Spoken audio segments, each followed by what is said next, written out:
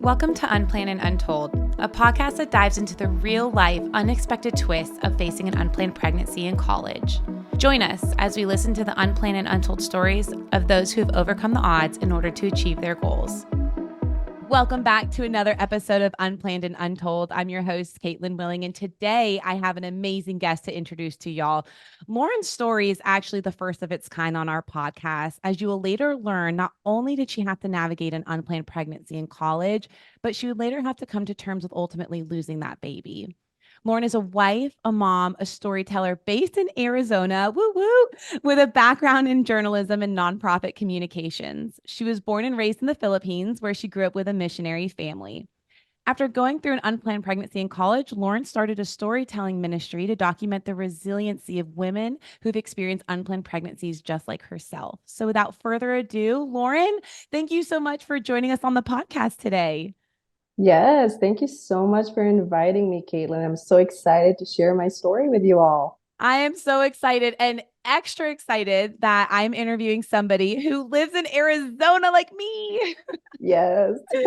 We're on the same time zone. And that, like, when I found that out, I was like, oh my gosh, I love this girl already because we were on the same page from the get go. Our time zone is Mm-hmm. so confusing. It absolutely is. I try to tell people, I'm like, listen, it's never the same. Like, it depends on daylight savings or not daylight Mm-hmm. savings, and we're either 2 hours or 3 hours. It's so confusing, and so that Exactly. it's been a learning curve for me, that's for sure. Mm-hmm. Mm-hmm. Now, Loren, you actually found out about baby steps on Instagram. Tell me a little bit more about that. Yes. So I was looking through some organizations that help out pregnant women, especially in college, because that's where my story resonates from. Mhm. And so it just came up on my Instagram as a suggested account. So I looked through baby steps and then I found the podcast like Instagram account. And that's how I, ended up learning about baby steps and learned more about its services, its programs, how it's helping pregnant students all across the nation. Wow, that is so awesome and such a great lead for us to know that the feelers that we're putting out there all over the Hmm. nation, people are seeing us and they're hearing Yep. us. And the fact that you're willing to come on and share your story with us today, I am so grateful. And I want to take you back to the spring of 2023. You're a senior, you've one semester left, you're at Washington State University. What does life look like at that point in time for you? Oh my goodness. It was such a chaotic time in my life because there was a lot going on in my personal life, in my school, with my career. When you're in your last year in college, you are trying to figure out your future. Every step you make during that last semester, especially, is going to dictate a lot of things. So I'm a planner. I had my life planned out. I was planning to serve in the Peace Corps for 2 years. That was a big dream of mine, when Wow. since high school. And so when I went into college, I had that mindset that I would one day use my storytelling communications background to serve in the Peace Corps or Okay. something similar to that. And so that was my mindset during my last semester in college. I was applying to different internships, different jobs, but as I mentioned, there was a lot going on in my personal life. I was dating my boyfriend, Cooper, at the time. We had been dating since February of 2021. So we were Okay. dating for about 2 years Wow. in when we were, in that last semester in college. And we didn't know where our relationship was going. And we had been dating already for 2 years. We're graduating. We didn't know if we were going to stay together, what the next steps were. Right. He already had a job lined up in Arizona. I didn't know where I was going to be. Okay. And so we had a lot of things to figure out. But, out of nowhere, he asked my dad for his hand in marriage, mid-January. Wow. We went to Walla Walla, which is about 2 hours away from Pullman, Washington, where our Okay. college is at. We went for my sister's birthday weekend, and he talked to my dad in the living room and asked for his, blessing. Yeah, Wow. So you seem to have life kind of figured out at this point. At least sort you of. think so. And Yeah. you've got a plan, which I'm a planner, so I can relate to that. I mean, I Hmm. love things organized, color coded, like Yep. When things change last minute, it shakes me to my core sometimes. It's not a great Hmm. quality. But something happened that shook up your entire life that last semester. You obviously Hmm. found out you were having an unplanned pregnancy, or you wouldn't have landed on this podcast. Yeah. So take me to the moment when you found out you were Mhm. pregnant, because you also found out in a very unique way as well. Yes, that was quite the roller coaster for me. So, mid-January, like I mentioned, my boyfriend asked for my dad's blessing. And but we didn't know if we were going to get married immediately or Right. when, how that was going to work. But we were mostly focused in college. And then out of nowhere, I've been having this rash. And I'm like, okay, I have this weird rash. I'm going to go to the doctors. But also, my period was late, and Right. I've had a history of very irregular cycles. And I just Okay. thought, like, I'm very stressed right now, it could just be that. And so I just kept waiting, and a month had passed already. But I decided to take several pregnancy tests every Right. single week. And my boyfriend really thought that I was pregnant, even though Wow. it was negative. And I kept showing him, like, it's negative. Like, I don't know what's going on. Right. So I decided to schedule an appointment for my rash, thinking Right. that my period is going to come anytime soon. I went in for the rash. And of course, because I'm a woman, the nurse asked like when my last cycle was. And I told her, Right. it's been over a month. I still haven't had my period. And she's like, would you like to do like a pregnancy urine test as well? And I told her, yeah, that would be nice because, Yeah. I've already had several negative tests, just Right. confirm it. I was very nervous because I didn't know what was going to happen. I You're thought kind I of was caught off track there. Yeah, I personally thought, maybe I was taking the home pregnancy test wrong, maybe something happened. Anyways, the doctor comes in and starts talking to me about my rash. Right. And when the nurse like goes into the room and says, "So you're pregnant. It's positive." And she herself was even shocked. Like her face was shocked. My doctor was shocked. I was shocked because we're in the middle of, talking about my rash. So she leaves the room. The doctor looks at me and I have this shock, like happy but shocked, Right. confused look in my face. And the Right. doctor goes, so I guess we're not going to talk about the rash anymore. We're going to talk about your pregnancy. And I go, yeah, we should probably talk about that. It was such an interesting conversation. Now that like I'm talking about it, like the Right. way the doctor responded and handled that situation made me feel so at ease. And we were Wow. able to have a really good conversation. And he told me what my next steps were, like Wow. get your prenatals, we'll schedule your next appointment. And he's telling me like this is what you're going to go through with pregnancy, some of the symptoms you might have. And he was just so understanding and very like I felt so seen in that moment and I didn't feel that scared anymore What a because great experience, because going in for a rash and coming out knowing you're pregnant, I cannot imagine where your mind was at.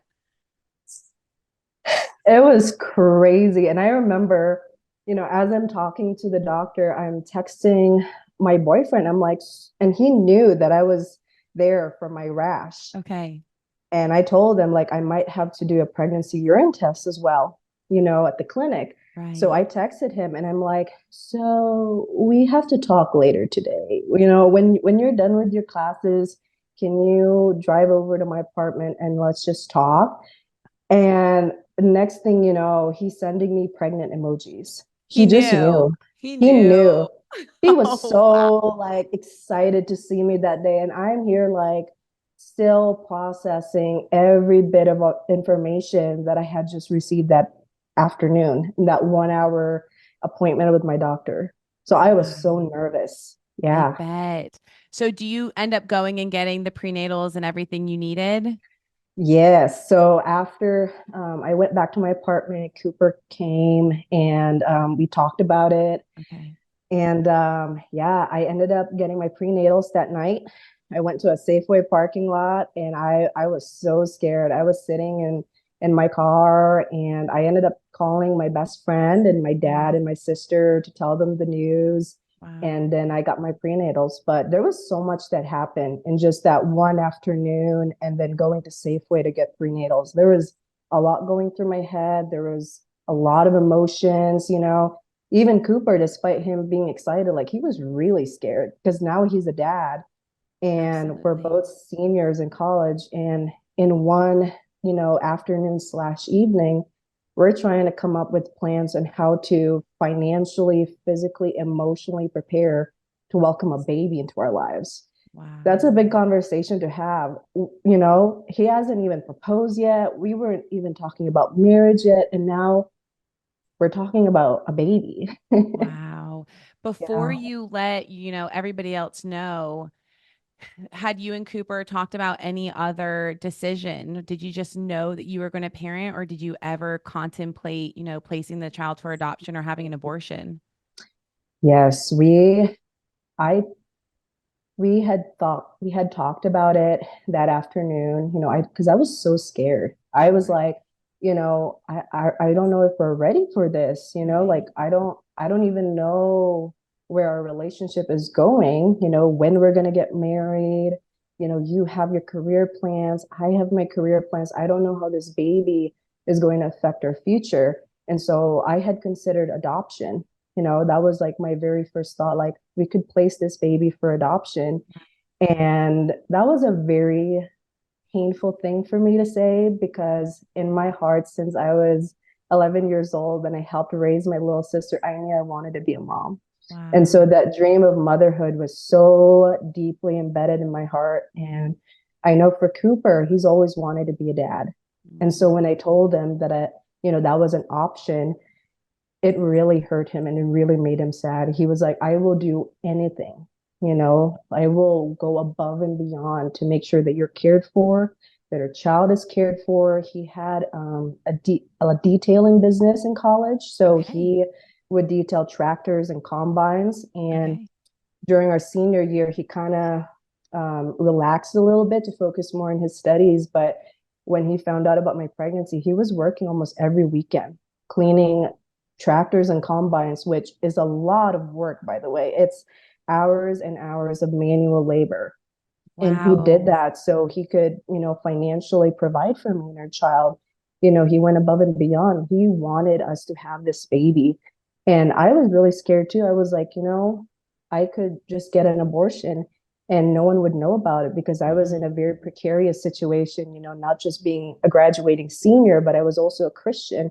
And Right. there was a lot of shame, a lot of emotions that came with that. And Sure. because of that shame and that fear, I had thought about abortion. When I talked about being in that car at that Safeway parking lot, you know, I told myself I could go on my phone right now and schedule an abortion appointment and no one would know except for me and my boyfriend. And it was so crazy because of how the Safeway parking lot is designed. It's located beside Planned Parenthood. And so I could Wow. see Planned Parenthood in my rearview mirror.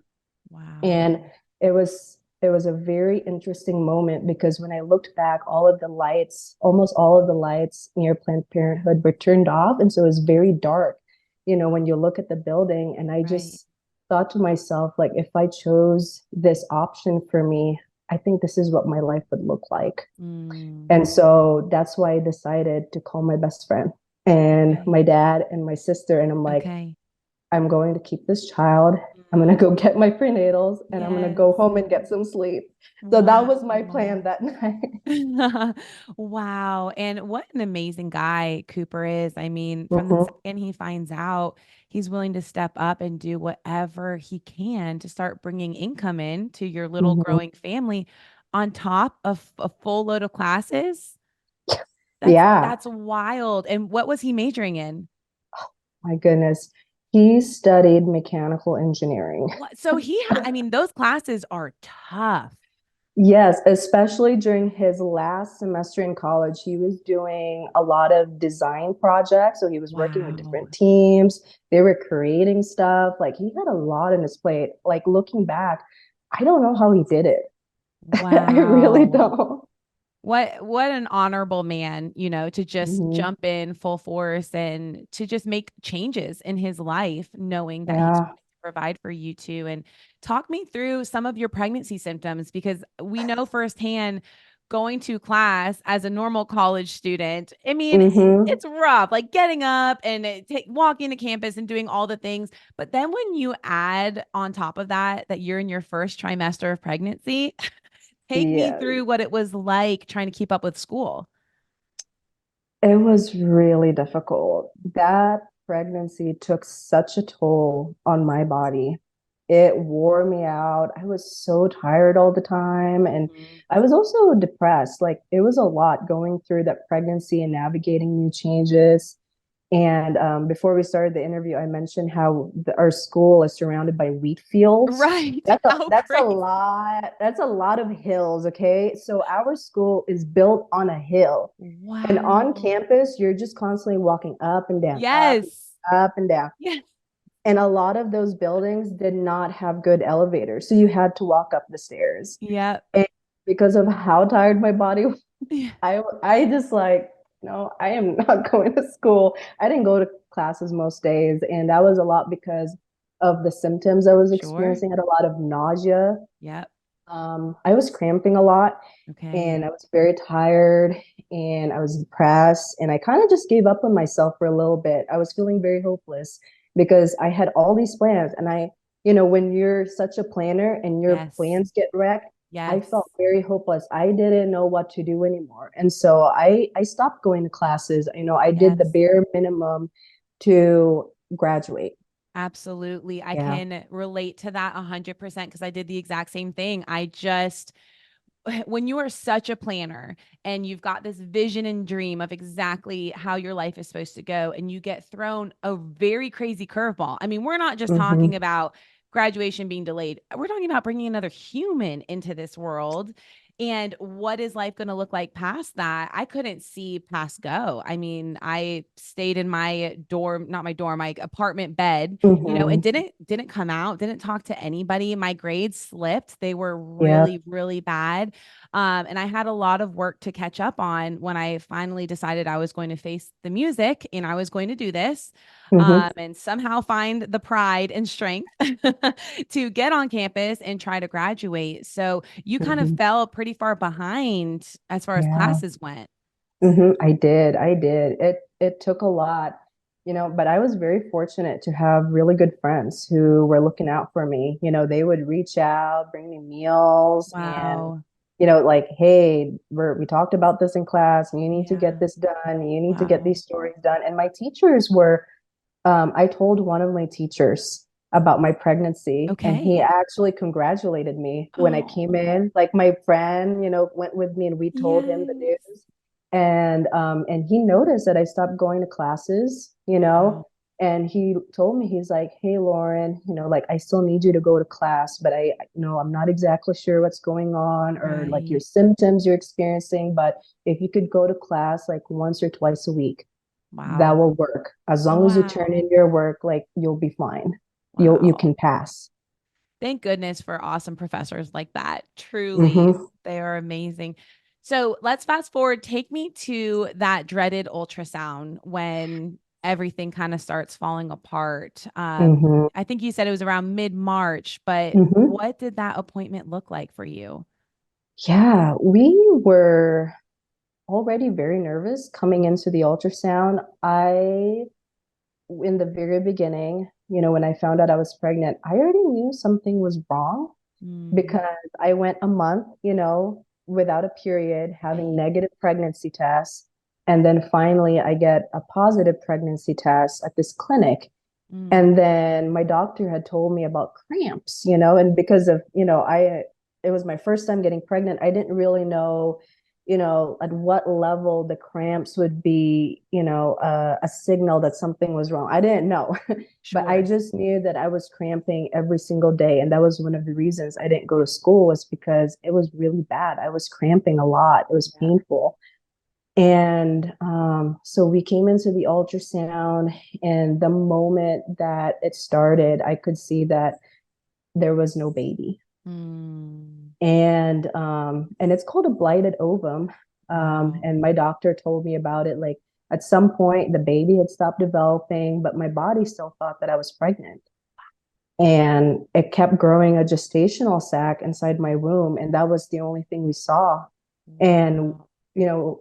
I think Cooper was definitely more excited about seeing a baby and hearing that heartbeat. But for me, because I felt the cramps and I was feeling, what my body was going through, I just knew something was wrong. And so I Yeah. expected the worst when I came into that ultrasound.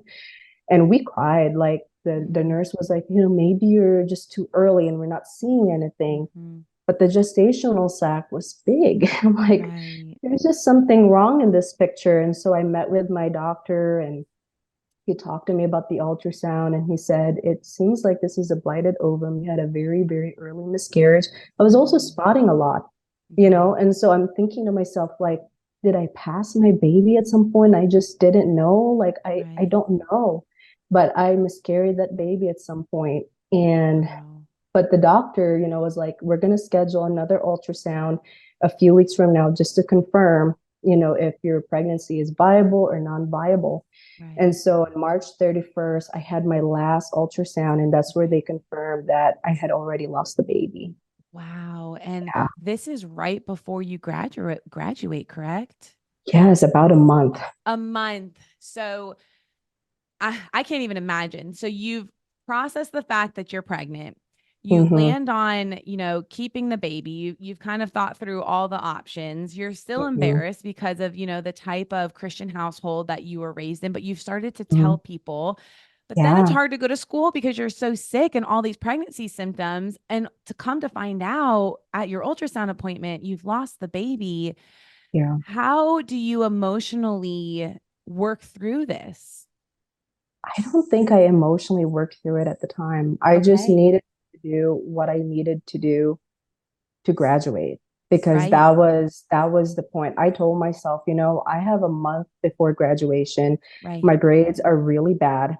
I need to do what I need to do to pass, not only pass those classes, but get the best grade that I possibly could within a month in all my classes. And so I was like, okay, I'm just gonna put this loss in the corner, Right. and I'm going to focus on my classes. So Right. that was my mentality at that point. I didn't allow myself to grieve fully, even though Yep. it was very, very, very painful. And I kind of numbed myself to that. And Yep. Cooper as well, I think he went through the same thing. I think he processed it a little earlier during the first ultrasound. He already told himself that we had lost the baby, whereas I was trying to be hopeful.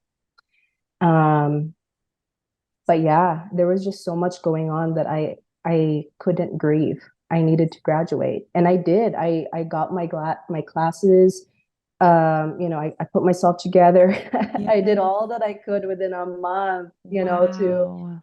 get all the assignments and projects, and I passed. I was able to graduate on time. It Atta was so girl. crazy, and the grace of my professors. Oh, I remember when I got my report, I was like, I don't know how I got these grades. Like, it just something seems wrong. I feel like yeah. I am not deserving of these grades, but by Wow. the grace of God and with the grace from these professors, I did it. But there Did was a it. lot, yeah, there was a lot going on though. Like, after we got the final confirmation that my pregnancy wasn't viable anymore, that we had lost a baby, 2 days after that, Cooper proposed. Oh my word.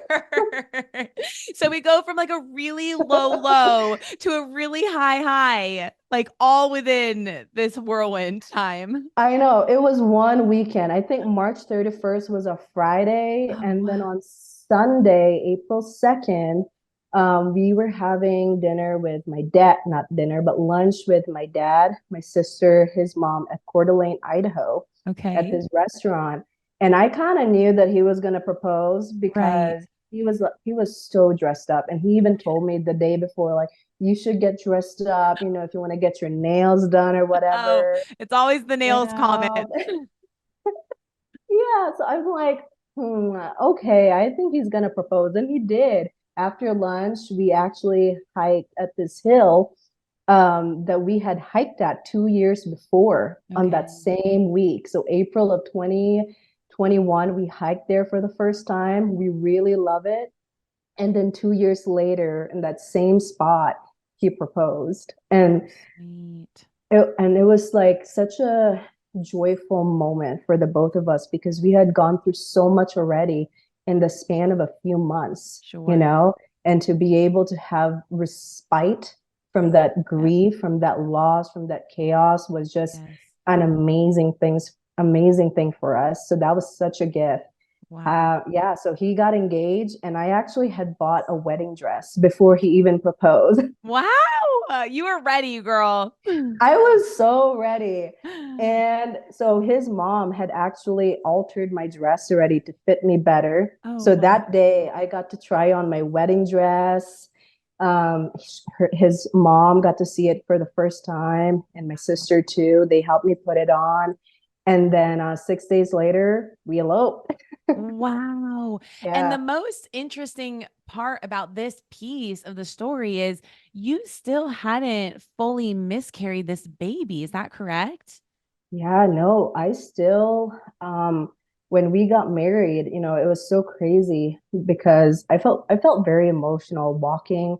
When we eloped on the mountains of Idaho. It was this very secret hill that no one knew about. You had to have Wow. like four-wheel drive trucks, to get Wow. on this hill. And I remember walking and I'm like, I don't have my baby with me, but I still have the gestational sac.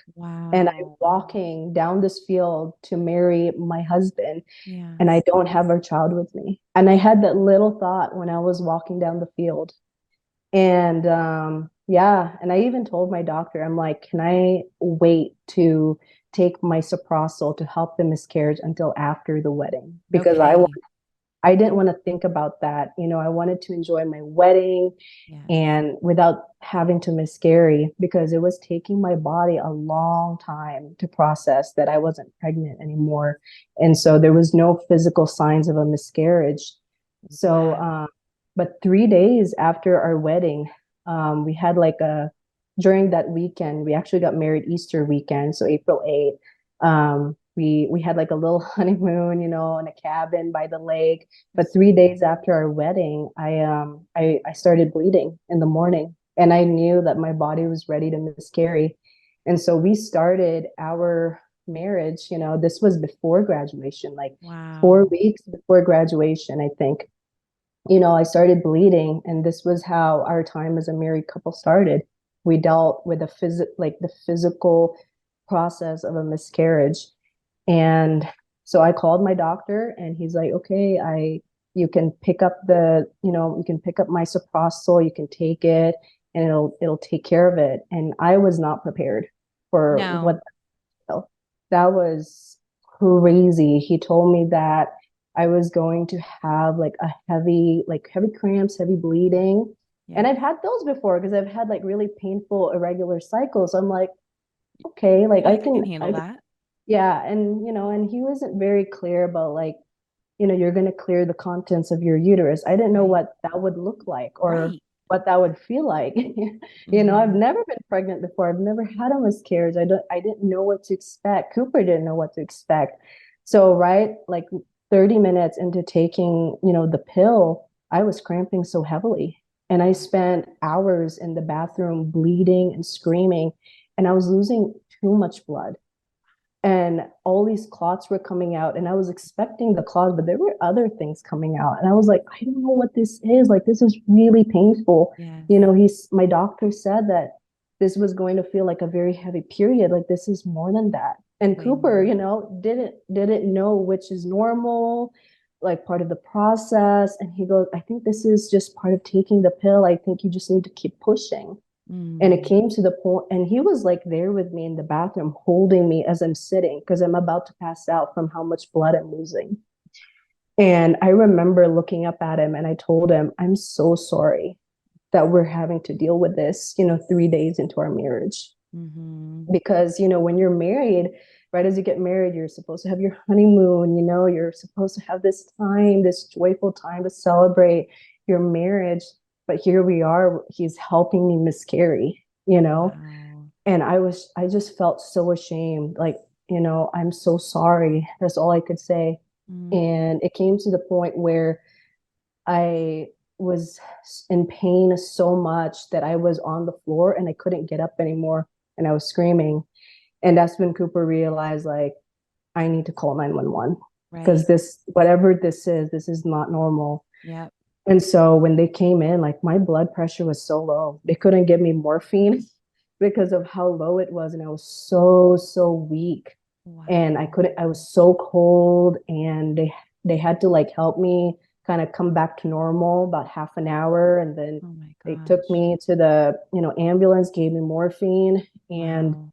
And I remember telling the paramedic, like, I thought it would just be like a heavy period. Yeah. I didn't expect all that to happen. And he said, this is, you're not the first one. Like Mm. we've handled cases like this before. And Wow. I'm just like, really? This is what women go through?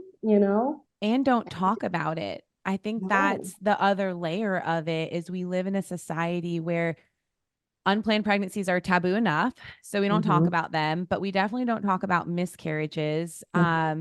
And that experience is actually really traumatic. And I feel like it's even more traumatic because, like you said, you don't know what to expect. And Mm-hmm. you don't realize the amount of pain that you're going to be in because you're actually like in labor. I mean, your body is Yeah. trying to birth this child, this sac, Mm-hmm. and it's a lot. My husband and I, we had a miscarriage as well. And I could not believe the amount of pain that I was in. I was not prepared at all for that kind of pain. And he was completely in shock because you Yeah. lose so much blood, you are in so much pain, and Yeah. nobody's talked about it. Nobody has been educated on Mm-hmm. what's too much, what's normal. When do you need medicine to help with the pain, things like that. And Mm-hmm. it can be very that experience is very seared into my memory, as I'm sure your miscarriage Mm-hmm. experiences as well. Oh, absolutely. Yeah. And even after my doctor told me that I was going to bleed for a few weeks. So I expected that, but I didn't expect to pass more clots a week Right. later. That was another thing that I didn't expect. And here I am trying to go to classes, like where I'm in the finish line and I'm here bleeding and Wow. and I had to tell my teachers like I'm having a medical emergency. Yes. Like I seriously I could not go to class for about a week because of how in pain I was. And I had to go on Google to understand the experience that I went through and reading women's stories, like Yes. what were those cramps? They were labor contractions and I didn't think 100%. of them in that way. No. And there were other things that happened afterward that I didn't even know about or my doctor didn't tell me, like, because my body thought that I had given birth, I was leaking colostrum. Wow. And it was so sad for me. I started to cry. I woke up and I was like, I was really looking forward to breastfeeding. And I was Right. like, I have no baby to hold Right. and I don't have a baby to feed. I don't, Mm-hmm. I didn't give birth to a baby at all. Mm-hmm. And that was a really sad thing for me, like just in the back of my mind. But again, I didn't really have the time to grieve that because I was trying to graduate. Wow. Yeah. What was it like having to tell people that you have now miscarried? I mean, I'm sure, especially your parents and best friends have just wrapped their mind around, okay, life's going to be different. She's pregnant. But now you're dealing with this grief. Mm-hmm. I honestly wish people were more empathetic Mm. or tried to understand what we were going through because for a lot of family members and friends around us, it was like oh, a pregnancy, ended, Right. but they couldn't wrap their heads around the fact that we had lost a child. And I Mm-hmm. wanted people to say that I'm sorry for your loss. And I Right. didn't hear that a lot from people. Mm-hmm. I wanted people to tell me, that they understood that I had lost a baby. And Yes. I don't think I got that response from people. And I think a lot of people around us, for both me and Cooper, they expected us to just move on. I think some people found relief that we had Mm-hmm. actually lost our baby because Mm-hmm. that meant we could just move on, quote unquote, move Mm-hmm. on and focus on our career and whatever plans we had for graduation, because it was a lot on people to, especially our family, to understand like, oh, they have this unplanned pregnancy, they were worried about our future, and now there's no more baby, so of course they would have been relieved. And Mm. so I was very hurt by some people's responses to our loss, and especially Cooper, and things that he heard, because no one was really validating that we lost a child in that process. It is an extremely hard thing. And sometimes I feel like people don't quite understand until they experience it and go through it and see, the amount of pain and the trauma of finally understanding my life's going to change. I'm bringing a human into this world. And then you lose that Yeah. human. And it definitely impacted me. And one thing that I love to do to just show mamas that I see you, no matter how soon or how late you lost that baby, is when I Mm, had my miscarriage, before we told like absolutely everybody, we told, a small circle of people. And one of the ladies, she was the wife of a man that I worked with. She knitted mm, me a blanket for the baby that wasn't even born yet. And I just thought, oh my gosh, this is so great. I can't wait to wrap him up in it. And then we ended up having the miscarriage. And I don't yeah. think she ever would understand how much that blanket meant to me, because kind of like you said, people think you just move on, like life just continues. And it does to a certain extent. But as a Hmm. female and as a mama, my heart is still missing that piece of a Hmm. child that I had for a short amount of time. And Yeah. that blanket became something that nobody else knew what it represented, but it represented my baby that I lost. Wow. I still have it. And every time I have a friend or a close one to me that loses a child like this, I gift them a blanket to do the same thing, that nobody needs to know exactly what it's for, Ah. but they have that something that they can Mhm. hold on to and be reminded of that life that they did carry for however long. Wow, that is really, really beautiful. Thank you for sharing that. There's Yeah. always ways to remember, and a big part of it, I actually have it right in front of me. So when I told Cooper about me being pregnant, I gifted him this box. Oh, It was around Valentine's, yes. and I think it was before I took my first pregnancy test. And I'm like, if this ends up positive, I'll give this to him. And I was trying to find something to put inside the box, and I saw these two pink shoes, Oh. and I gave them to him. And he's always wanted to have like a daughter, and I've always wanted to have a daughter. And I Yeah. just had a feeling that we were gonna have a girl. And so Mm. I picked those two shoes, put it in the box, and gave it to him. But I still have it, and I look at the Yes. shoes. We celebrated her would-be Yes. due date on October Yes. 16. We watched the sunset, and yeah, I just have this, in my office room. I I just love take the that. time to remember the baby. Absolutely. And it helps with the healing process because it's a process. It is a Yeah. a journey to heal from what you thought life was going to look like to, Hmm. okay, this is different now and we're going to have to figure this out. And do Hmm. you and your husband end up having a baby? Yes, we did. That is the very, very happy ending of this all. So yeah, after we had that first miscarriage, we tried again during the summer because going through that, like we just realized like we wanted to be mom and dad.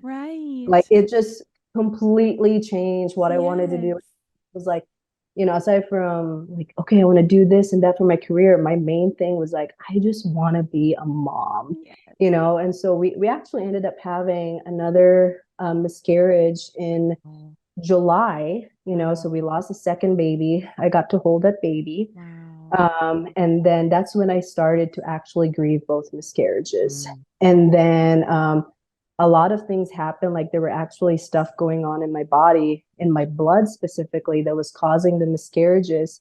And, just a little, side detail in my story, but I was completely healed. Wow. We received a word from a friend that I was going to have a healthy pregnancy. Wow. And she knew about the diagnosis that I had, and I really believed, like that was God speaking to her. And so I'm like, I'm going to stop going to the doctors. I'm going to give God a year to do something. And he did. By mid-December, I was not even late yet for my pregnant or for my period, and I tested, Wow. and it was positive. And I was Wow. like, okay, Here it because I is. was having like weird cycles for a few months and negative pregnancy tests. And I thought that I was going to get another negative pregnancy test, and it was positive. Wow. And then we got to see the ultrasound on January 5th, Wow. and both of us got to see a little baby moving in there. It was too early. It was at 6 weeks, so we only got to see the heartbeat Okay. beating. But yeah, we've heard the heartbeat already. Oh my It's goodness. and he's felt the baby move and kick. Wow. I'm going to be 20 weeks this Monday, Monday, April Congratulations. 8th. Wow. Yeah, and then on April 12th, we'll find out if the baby's a girl or a boy. Oh my gosh, so sweet. Well, Loren, I just want to thank you so much for being so open and honest and just sharing your story of resilience, because that's what it Mm-hmm. is. I truly can't think about wrapping my mind around having an unplanned pregnancy and then having that taken from me, but then having the courage to get those grades back and finish what you started, even though you don't have that baby. And now you're Mm-hmm. married and starting a family, and things are going well. And I'm just so honored to have this opportunity to interview you and hopefully shed some light into miscarriages and shed Mm-hmm. some light to stories like yours. I'm sure there are many women out there on college campuses who find out they're pregnant, but then miscarry and feel like nobody can relate to them and nobody Mm-hmm. understands. But you've walked that path, and I Yeah. appreciate you being willing to share that with all of our listeners. Yeah, well, I appreciate you all inviting me on this platform and letting me share my story, because I think it's a very unique story. It's something that you don't hear about. But, during one of the grief support groups that I've gone to, there was another lady who sent me a message, and she had an unplanned pregnancy in college that ended in a miscarriage. So those stories are out Wow. there. They're there. We're Yeah. there. And if you're listening and you've had the similar story, please reach out to us. Let us know. Maybe we can send you some resources. And hopefully, this interview just gives you hope that there is healing on the other end and there is light at the end of that tunnel for you, just like Loren has experienced. Yes. Awesome. Well, thank you so much, Loren. And to all of our listeners, we hope to have you back in another week for an episode of Unplanned and Untold. Bye bye. We hope you enjoyed that episode, as we are committed to bringing you the real, raw stories of those who have defied the odds and achieved their goals. But we're not stopping there. We are dedicated to improving our podcast quality so that we can reach an even wider audience. If you believe in the power of these untold narratives, consider donating or sponsoring this podcast by visiting unplannedanduntold.com.